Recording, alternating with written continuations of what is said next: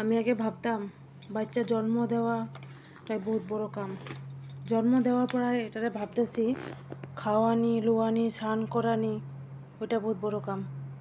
আর ওখানে নতুন ভয়ানক একটা কাম বাড়িছে, ওইটা হলো এটারে লেখাপড়া শিখানি।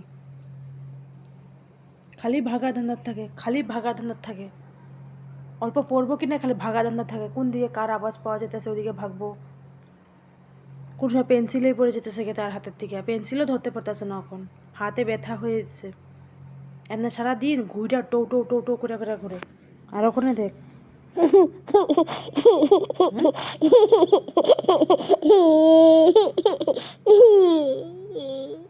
কি কোয়া করবে, কি করা যাবে ওগুলো?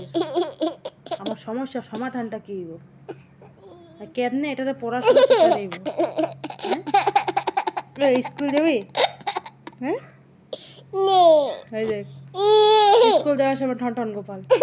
দোকান যাবি? দোকান দোকান দোকান দোকান আমগো দোকান, বাপন দোকান, বাপন দোকান চকলেট আনতে, জেলি চকলেট আনতে।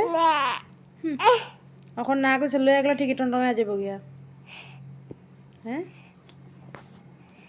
এটা দেখা কেউ কইব এটা তো বদমাস, এটা বদমাস, বদমাসে মানে শিরোমণি।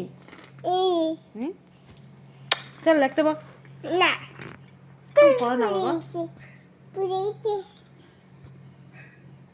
পেন্সিলই ফেলাই দিল।